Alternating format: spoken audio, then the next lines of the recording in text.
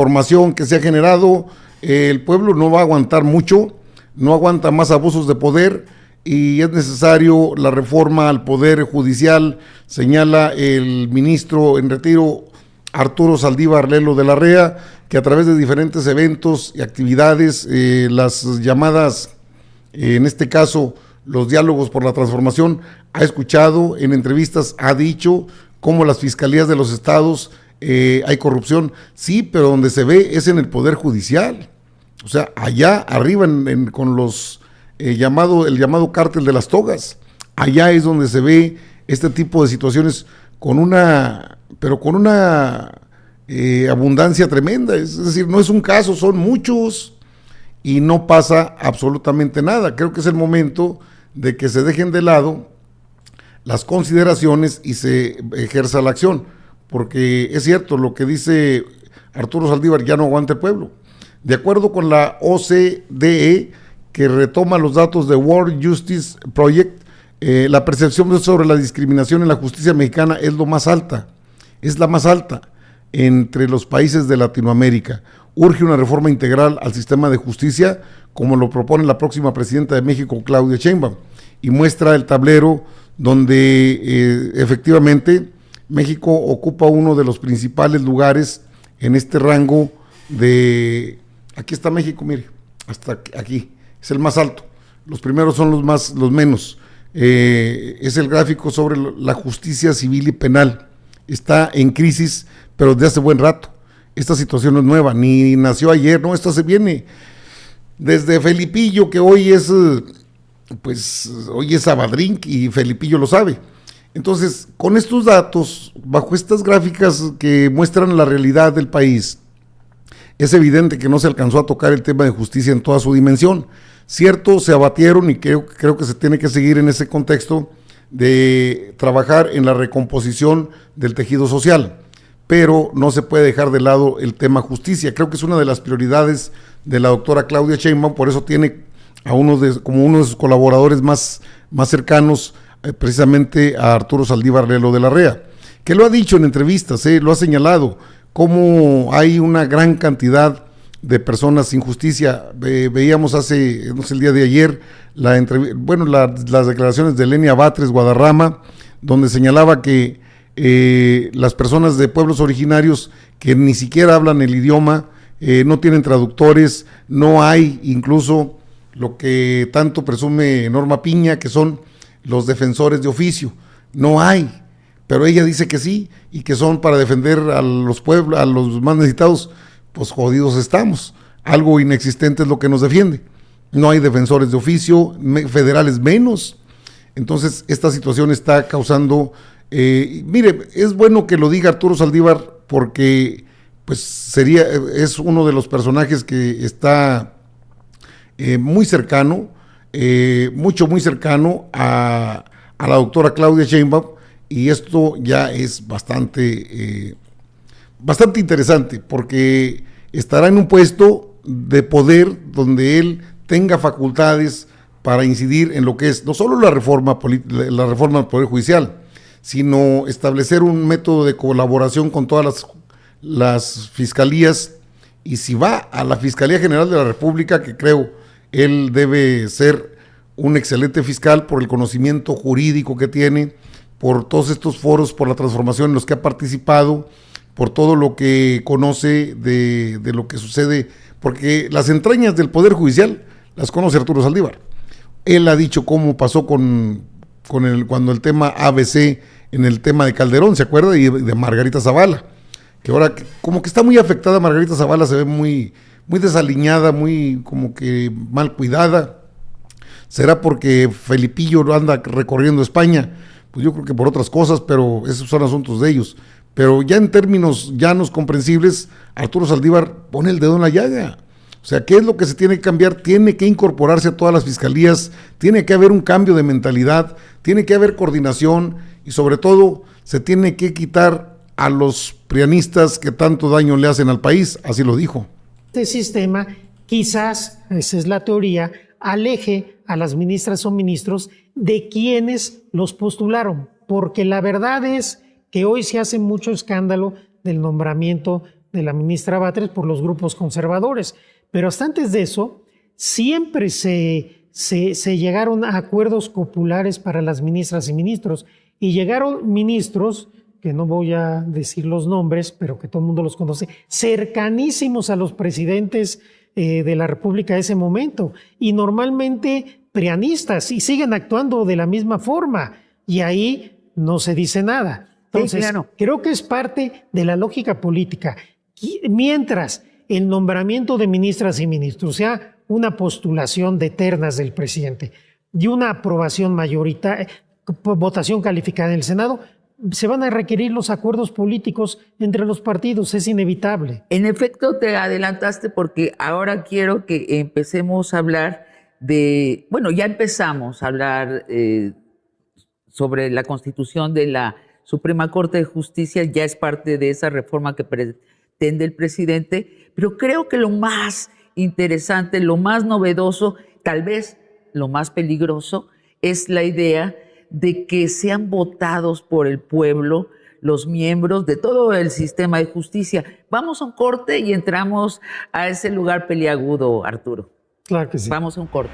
Diputados 5, el Senado 5 y la Corte, la propia Suprema Corte 10, de tal suerte que habrá 30 candidatos y candidatas propuestas por los poderes, que aquí ya es el primer filtro. Si los tres poderes hacen su tarea, entonces tendremos 30 perfiles que resistan un análisis. Y esos 30 perfiles, esos 30 candidatos o candidatas, la idea es que sea paritario, van a ir a una elección, pero muy distinta a las que son para elegir un diputado, un senador. Serán campañas sin recursos públicos ni privados, sin intervención de los partidos políticos, usando sobre todo los tiempos oficiales en los medios públicos, las redes sociales, quizás algunos debates entre los candidatos. ¿Y esto qué va a provocar? Obviamente es una apuesta, habrá que ver cómo funciona en caso de ser aprobado. Va a provocar primero que la distancia de los actores políticos que designan al ministro o ministra sea mayor la distancia, porque ya no es me lo debes a mí, cuando mucho me debes que te puse en la lista. Segundo, va a implicar un esfuerzo de pedagogía para el pueblo, para que sepa lo que hacen las ministras y ministros y vea y decida en una urna con qué perfil se siente más a gusto que sea su jueza o su juez que va a resolver los temas de constitucionalidad. Fíjese, en todo esto y de fondo, lo que existe es una gran necesidad. Gracias a Zenaida Mendoza. Saludos, don Albino. Esto de las elecciones se está poniendo color de hormiga brava. Se me hace que nos va a llevar la más fea. Y es que es AMLO contra la oligarquía del mundo.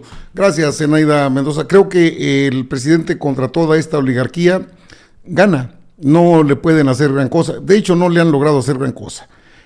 OR, gracias por estar en el chat. Ayúdame a saludar a esta gente que está llegando. A ver, lo que Saldívar propone es eso. El tema pedagogía ciudadana, ese lo tenemos ya. Ese ya está listo. Es decir, nosotros podemos elegir quién va a ser el juez o jueza en el distrito al que nos corresponda. Y estaremos observando los mejores perfiles que plantee el Poder Ejecutivo, el Poder Legislativo y la misma Suprema Corte para ver cuáles son los más efectivos. Somos un pueblo mayor de edad, no nos pueden seguir tratando como criaturas.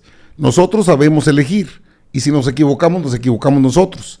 Es más difícil ver, por ejemplo, al día de hoy, el cártel de las togas y con una tremenda impotencia decir, ¿y qué podemos hacer?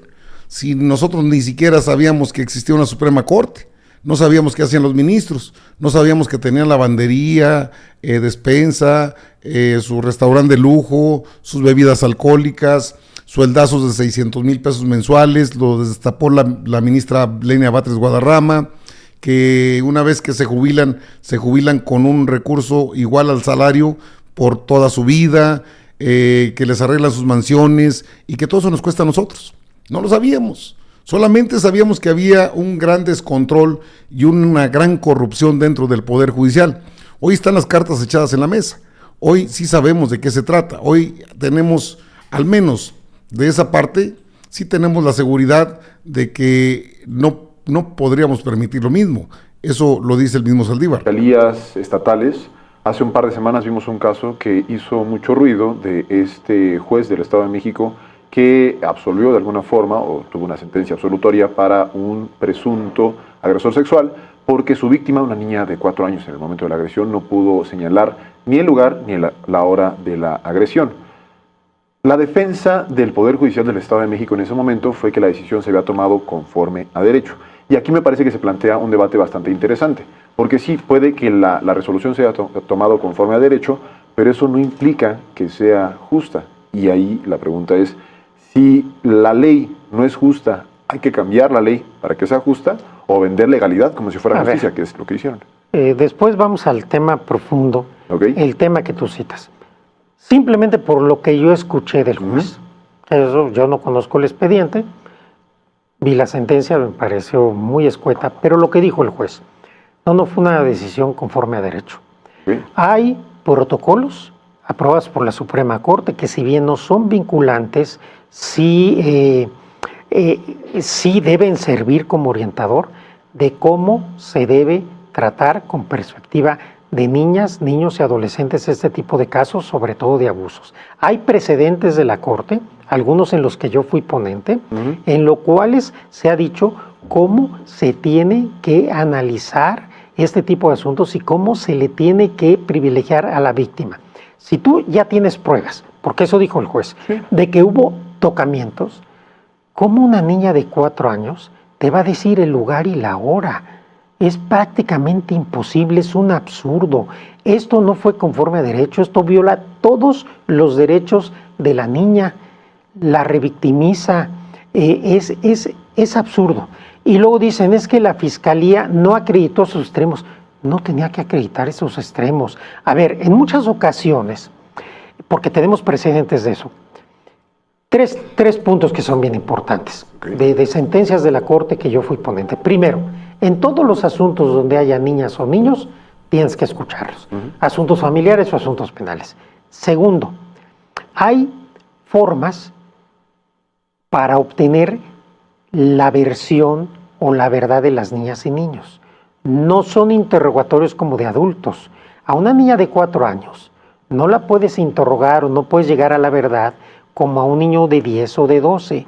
En muchas ocasiones este tipo de cosas de abusos se detectan a partir de estudios indirectos de terapia del juego, de terapia de dibujo. En algunas ocasiones hay un juzgado que vi hace poco en el norte del país que tienen un perrito con el cual los niños se sienten en confianza para hablar.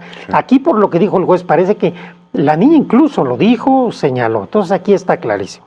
Y tercer lugar, hay que tomar en cuenta técnicas científicas para interpretar lo que el niño o la niña dijo. O sea que, y el juez, este juez sinvergüenza, por lo que dice Arturo Saldívar, y este juez sinvergüenza, ¿qué pasó? Nada, no le hicieron nada. Todavía lo protege el Poder Judicial, es el colmo. O sea, por eso le digo que no, pues Arturo Saldívar conoce las entrañas del Poder Judicial, conoce los temas judiciales, jurídicos, y lo que es una barbaridad lo que hicieron. Entonces, es súper urgente que ese Poder Judicial tenga una refundación de fondo. No hay de otra, ya llegó al máximo del descaro, de la impunidad. Eso es lo que tenemos que analizar en un momento dado, es el colmo de la desfachatez de un juez. Ni siquiera una criatura de 4 años. ¿Les interesa? ¿Usted cree que le va a interesar al resto de la sociedad? No, ¿verdad?